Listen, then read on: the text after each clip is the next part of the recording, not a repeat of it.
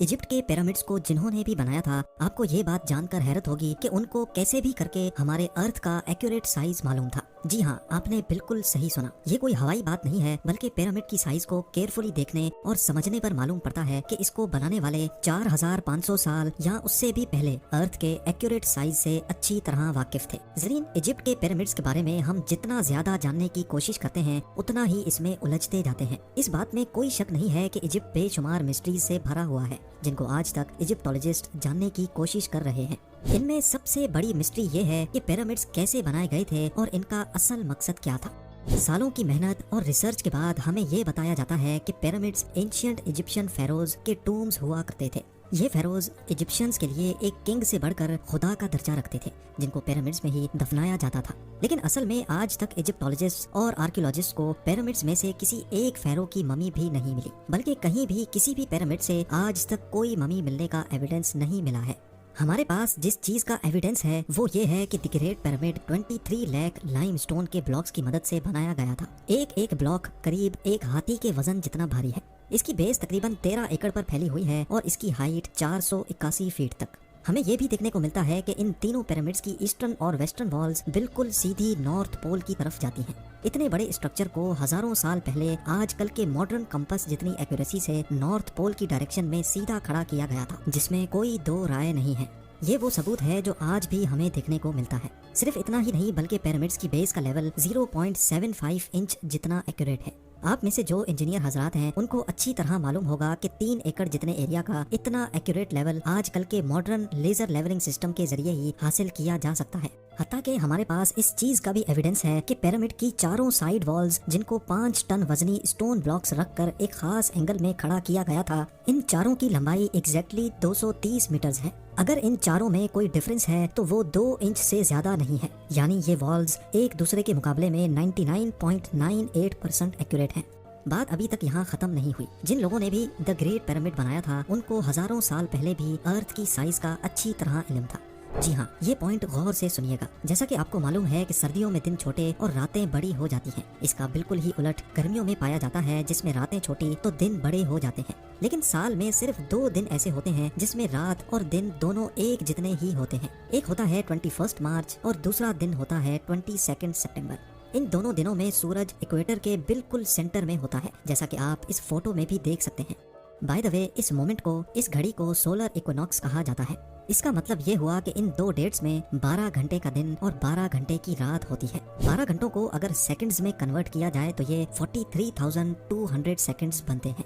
अगर 43,200 को the great pyramid की हाइट से मल्टीप्लाई किया जाए तो उसका जवाब आता है 6,333 किलोमीटर्स। ये उतनी ही लंबाई है जितनी अर्थ के पोलर रेडियस की है। अगर परसेंटेज में देखा जाए तो पिरामिड्स बनाने वालों की कैलकुलेशन 99.63% एक्यूरेट है।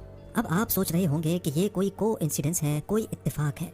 लेकिन पिरामिड की बेस का पेरीमीटर, जो कि 0.921 किलोमीटर्स है, उसको अगर 43,200 से मल्टीप्लाई किया जाए तो जवाब आता है 39,804 किलोमीटर्स। आपको ये बात जानकर हैरत होगी कि ये सरकमफ्रेंस ऑफ अर्थ, यानी अर्थ के पूरे एक गोल चक्कर के मुकाबले में 99.34% एक्यूरेट है।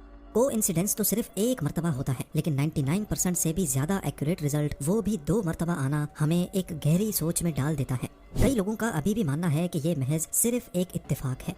लेकिन जैसा कि अभी हमने जाना कि 43,200 जिसका ताल्लुक सोलर इक्विनॉक्स से है, ये एक और जगह पर भी अपना सबूत दे रहा है। नॉर्मली देखने पर पिरामिड्स की 4 साइड्स नजर आती हैं, लेकिन असल में ये 4 नहीं बल्कि 8 हैं। जी हाँ, ये 8 साइड्स सिर्फ सोलर इक्विनॉक्स वाले दिन ही ऊपर से देखने पर नजर आती हैं। ये डिस्कवरी पहली बार 1940 में एक ब्रिटिश एयरफोर्स पायलट ने की थी, जब वो पिरामिड्स के ऊपर से गुजर रहा था। अब सवाल ये खड़ा होता है कि हजारों साल पहले पिरामिड्स बनाने वालों को अर्थ का पोलर रेडियस और इक्वेटर का सरकमफ्रेंस मालूम पड़ा तो आखिर कैसे? इजिप्ट के पिरामिड्स हमारी सोच से भी ज्यादा कॉम्प्लिकेटेड हैं। ये तमाम फैक्ट्स जानकर यकीन करना मुश्किल हो जाता है कि इनको 4,500 साल पहले एक कदीम दौर में बनाया गया था। क्या उनके पास कोई जादुई ताकत थी, या फिर वाकई किसी और मखलूक ने इनकी मदद की थी, या फिर इनको इजिप्शियंस ने बनाया ही नहीं था? Graham Hancock fingerprints of the God के ऑथर हैं। इन्होंने पिरामिड्स को ओरायन कॉन्स्टेलेशन के 3 स्टार्स के साथ लिंक करने की थ्योरी दी थी। इस थ्योरी के मुताबिक गीजा पिरामिड्स की पोजीशन ओरायन कॉन्स्टेलेशन के 3 स्टार से एग्जैक्टली मैच करती थी।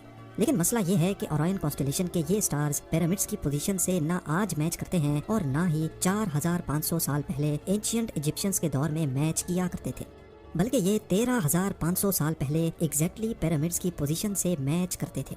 इस एस्ट्रोनॉमिकल एविडेंस से तो ये जाहिर होता है कि पिरामिड्स 11400 बीसी में इन स्टार से मैच करके बनाए गए थे, लेकिन उस वक्त एंशिएंट इजिप्शियन सिविलाइजेशन के होने का कोई एविडेंस नहीं मिलता। अगर आपको लगता है कि ये एस्ट्रोनॉमिकल एविडेंस कमजोर है तो फिर इस फिजिकल एविडेंस के बारे में क्या ख्याल है? बॉस्टन यूनिवर्सिटी से ताल्लुक रखने वाले प्रोफेसर रॉबर्ट स्कूच का कहना है कि गीजा प्लेटो जो आज एक ड्राई जगह है, ये फेरोज के टाइम में भी ऐसी ही ड्राई होती थी, लेकिन लाइमस्टोन से बने 240 फीट बड़े इस स्फिंक्स पर यह इरोजन सिर्फ हवा और रेत की वजह से नहीं बल्कि इसमें पानी का बहुत बड़ा किरदार है। ये इरोजन सिर्फ तब मुमकिन हो सकती है जब पानी यहाँ से स्पीड में गुजरा हो। इस किस्म की इरोजन हमें कई और पहाड़ों पर भी देखने को मिलती हैं जो किसी दौर में तेज पानी की लपेट में हुआ करते थे। अगर स्फिंक्स भी एंशिएंट इजिप्शियंस ने ही बनाया था तो उसके बाद तो ये जगह आज तक खुश्क ही रही है। क्या कहीं इस दौर से पहले तो यहाँ पानी नहीं था? साइंस के पास इस बात का एविडेंस मौजूद है कि 9700 बीसी में हमारी दुनिया से आखिरी आइस एज खत्म हुई थी।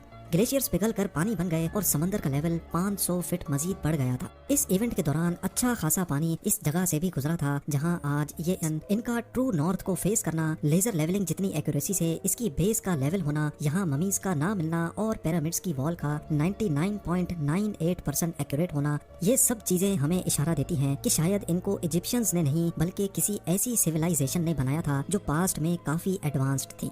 ये भी हो सकता है कि इजिप्शियंस को ये पिरामिड्स बने बनाए ही मिले थे और उन्होंने इसको टेक ओवर करके अपने रिलीजन के लिए इस्तेमाल करना शुरू कर दिया।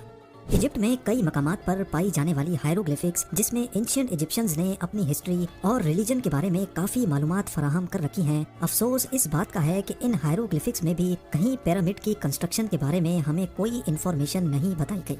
अब इन सब में कितनी सच्चाई है, जैसे जैसे साइंस तरक्की करेगी वैसे वैसे एक ना एक दिन सच सामने आ ही जाए।